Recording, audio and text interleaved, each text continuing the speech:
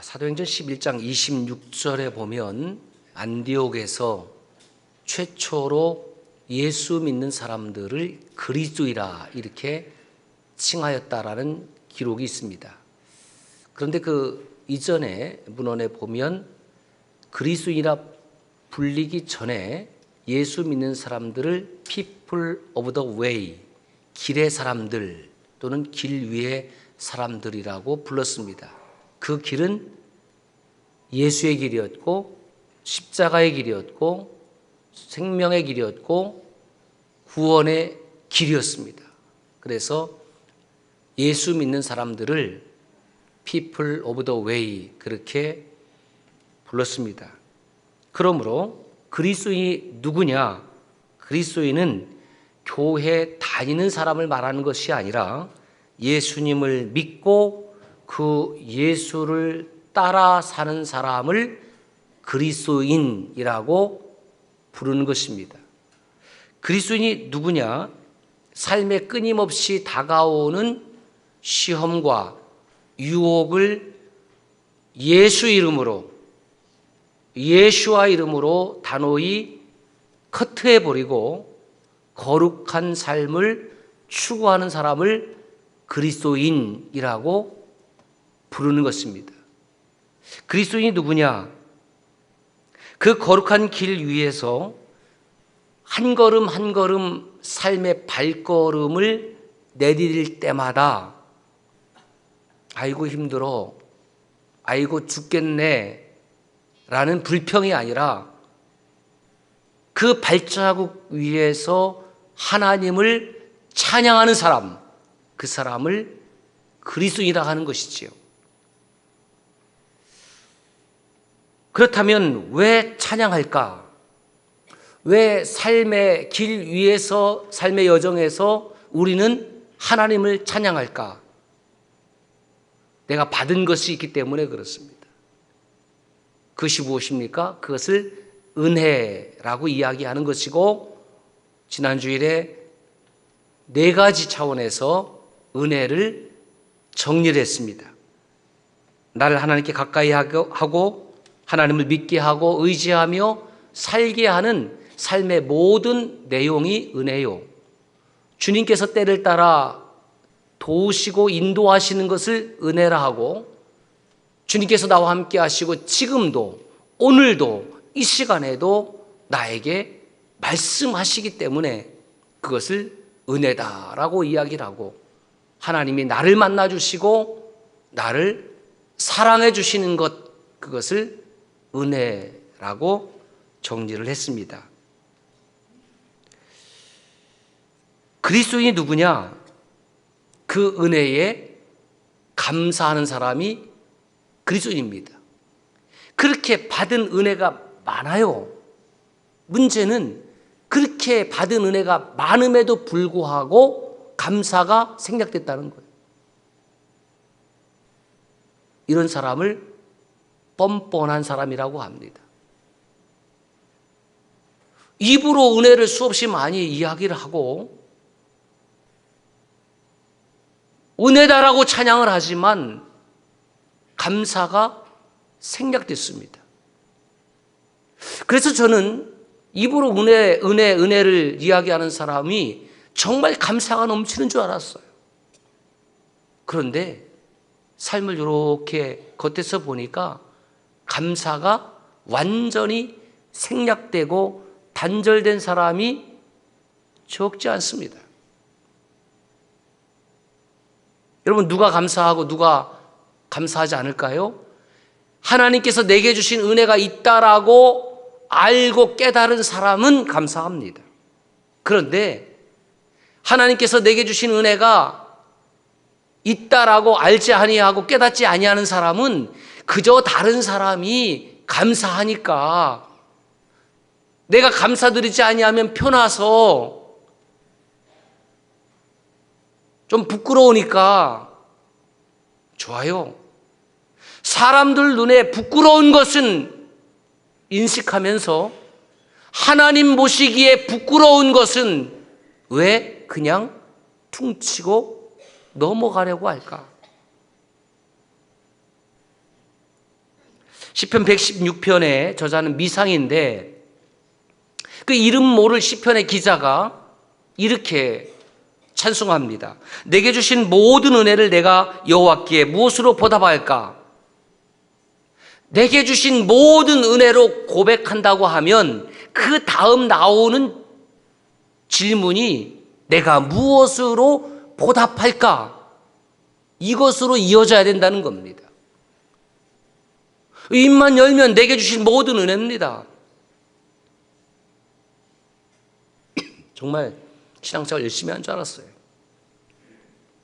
그런데 그것은 립 서비스였고 여호와께 무엇으로 보답할지, 무엇으로 감사해야 될지, 무엇으로 헌신해야 될지가 생략됐습니다.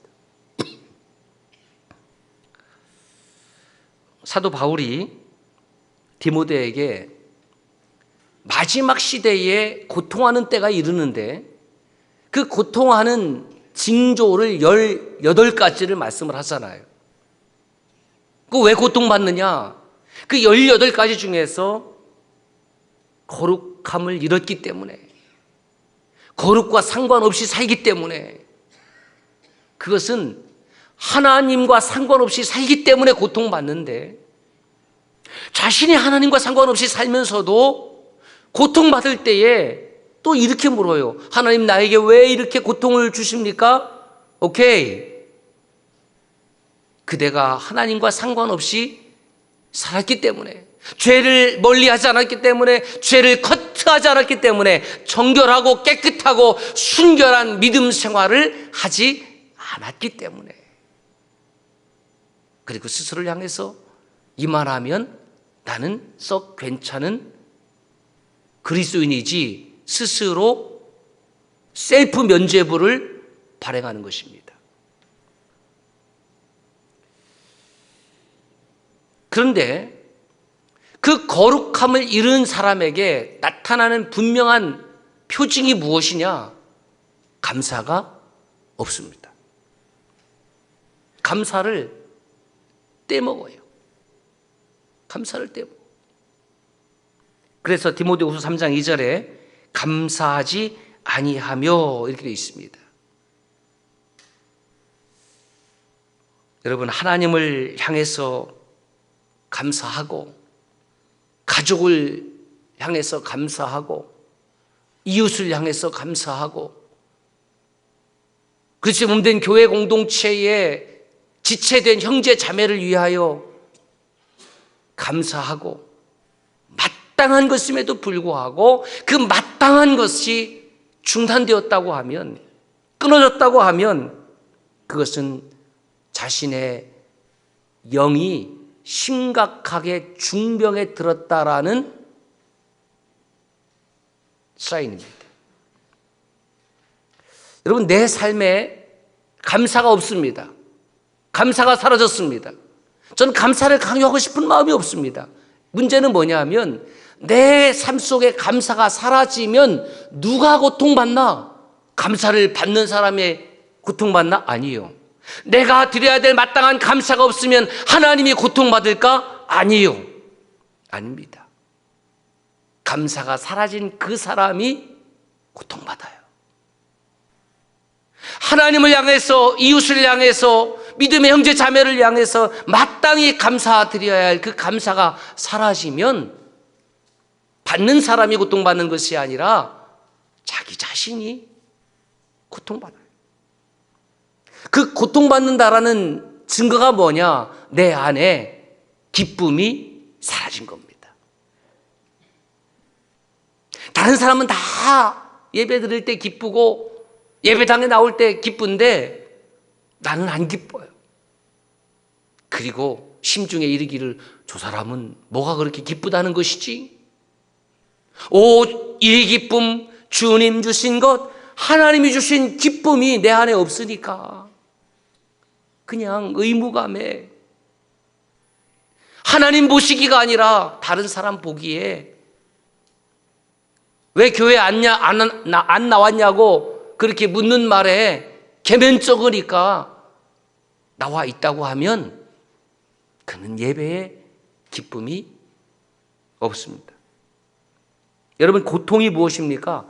고통은 이런 거예요. 내 마음에 기쁨이 부재한 상태. 아무리 힘들고 아무리 어려워도 내 마음에 기쁨이 충만하면 고통이 아니라 그것은 감사하죠.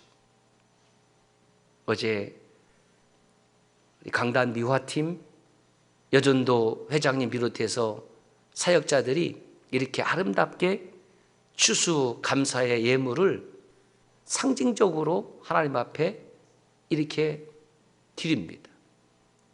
땀을 뻘뻘 흘리며. 그래서 커피를 갖다 드리면서 감사했습니다. 격려했습니다. 그리고 물었습니다. 힘들어 죽어요? 아니요. 감사의 예물을 준비하는 그 손길이 만약에 불평으로 드렸다고 하면 이 과일 하나하나에 무엇이 숨겨져 있습니까? 무엇이 배어져 있습니까? 불평이 배어져 있는 것이고, 그 하나님 받으실까요? 아니죠.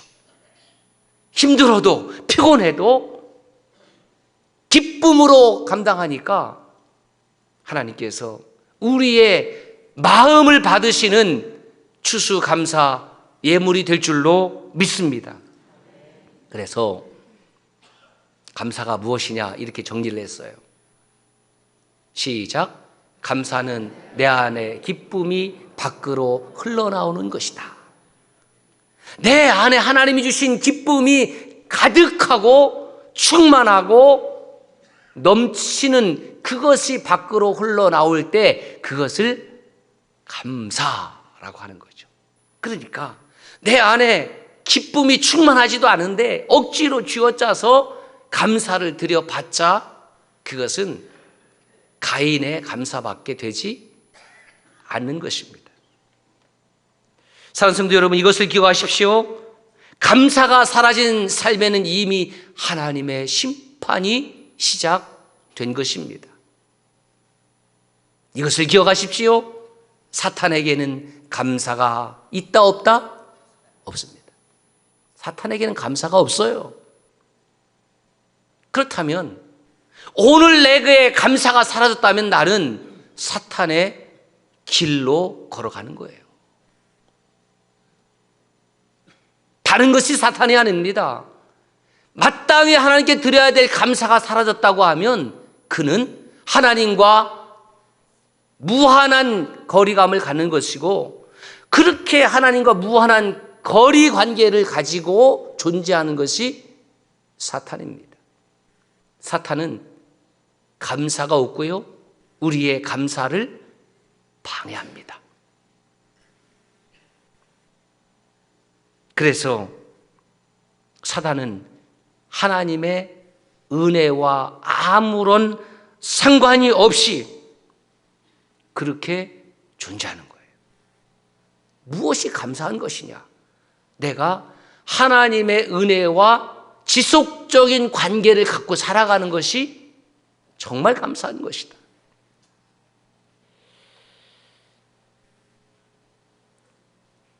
하나님의 은혜와 지속적인 관계를 갖고 살아가기 때문에, 하나님의 은혜와 지속적인 관계를 갖고 살아야 하기 때문에 때를 따라 돕는 하나님의 은혜의 보좌 앞에 누가 되었든지, 그가 목사가 되었든 장로가 되었든 권사가 되었든 청년이 되었든 노인이 되었든 어린아이가 되었든 유아가 되었든 모든 하나님의 형상대로 지음받은 하나님의 자녀들은 때를 따라 돕는 은혜를 받아야 삽니다. 그것이 감사한 일이지요. 그런데 에베소서 2장 1절에 보면 우리는 허물과 죄가 있었다, 그래서 죽었다, 이렇게 말씀하고 있는데 어떻게 허물과 죄투성인 내가 하나님께 그 은혜의 보좌의 앞에 나아갈 수 있다는 말인가? 그래서 어떤 사람은 저는 못 나갑니다. 저는 예배당에 못 갑니다. 내 죄가 너무 많거든요. 그래서 좀 해결한 다음에 교회 나가겠습니다. 저는 이런 분도 만나봤습니다. 그런데 그 생각에 저는 동의하지 못합니다. 아니, 성경은 그렇게 말씀하고 있지 않습니다. 어떻게 우리가 하나님 앞에 나아갈 수 있느냐? 내가 잘나서가 아닙니다. 내가 어떤 세상의 높은 직분이나 교회의 직분을 받았기 때문에 나아갈 수 있는 것이 아니라 주의 공로 의지하여 나아갑니다. 그래서 그것이 은혜입니다. 찬송가 279장에 이렇게 찬송합니다. 주의 공로 의지하여 주께 가오니 상한 마음 고치시고 구원하소서. 찬송합니다.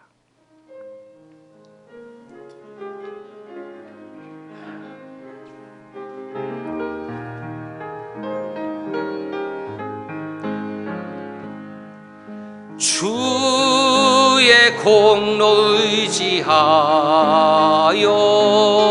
주께 가오니 상한 마음을 고치시고 구원하소서. 주여 주여 내가 비오니 죄인 옳았을 때에 날 부르소서.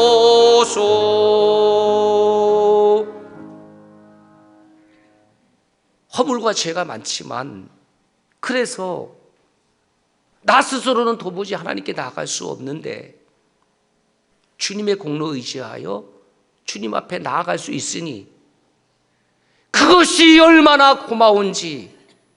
그래서 이 찬송을 부르면서 우리 부모님 세대는 그렇게 예배당에 나와서 찬송 부르면서 눈물을 쏟았는데 교회가 쇠락하고 있습니까?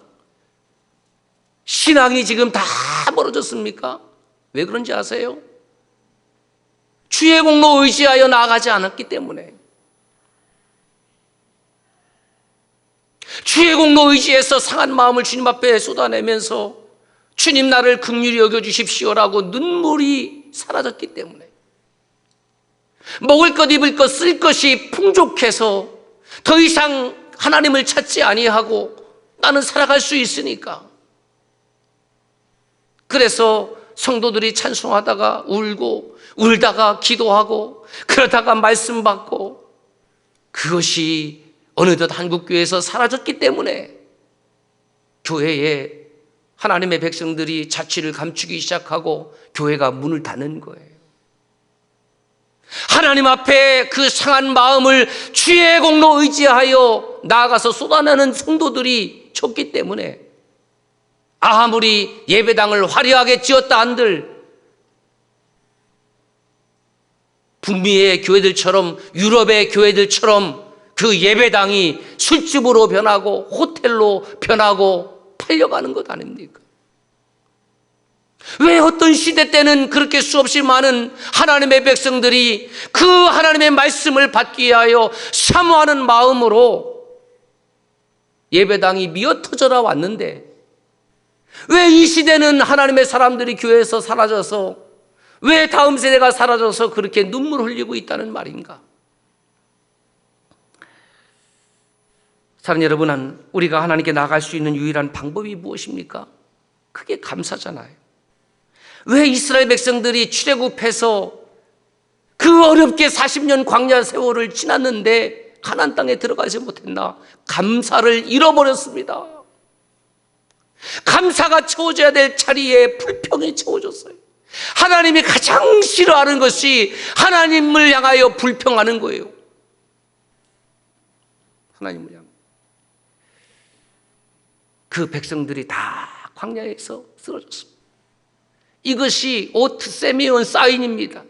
하나님의 나라는 감사가 없이는 절대로 들어갈 수 없다. 그래서 시편 95편에 보면 다윗은 이렇게 노래합니다. 우리가 감사함으로 그 앞에 나아가자. 하나님 앞에 나아가되 예수 공로 의지하여 나아가지만 우리는 감사함으로 주님 앞에 나아가자. 감사함으로 나아가자. 감사함으로 예배하자. 감사함으로 예배당에 오자. 고라 찬송 자손들의 찬양 대장, 지휘자일 수도 있죠. 해만이 시편 100편을 지으면서 이렇게 노래해요. 감사함으로 그의 문에 들어가며 찬송함으로 그의 궁전에 들어가서 그에게 감사하며 그의 이름을 송축할지어다. 하나님 나라의 문을 들어가는 방법은 감사함으로 들어가는 거예요. 하나님의 나라에 들어가는 것은 감사함으로 찬양할 때 들어가는 겁니다. 상상을 해보는 거예요. 그렇지는 않지만 하나님 나라에 들어갈 때에 하도 청주 서남교회 성도들이 한 곳에 모여서 일시에 들어간다라고 한번 가정을 해보자고요. 그럼 누가 먼저 들어갈까? 누가 먼저 앞섰을까? 찬양대가 앞서야지. 왜? 감사함으로 그의 문에 들어가며 그의 궁전에 찬송함으로 그의 궁정에 들어가고. 그러니까 찬양대는 감사한 마음이 없으면 앉지 말아요. 앉지 말아요. 지휘자님, 오늘 제게 감사가 잃어버렸습니다. 제 마음에 감사가 사라졌습니다. 저를 위해 기도해 주세요. 여러분 기도해 주세요. 제가 이번 주는 찬양대의 자리에 앉을 수가 없습니다. 하나님이 받으시는 찬양은 찬양대의 숫자가 많아서 받는 것이 아니고 그 한 사람이라 할지라도 감사함으로 드리는 찬양을 받으시는 겁니다. 그래서 제가 이렇게 정리했습니다. 불평이란 시작.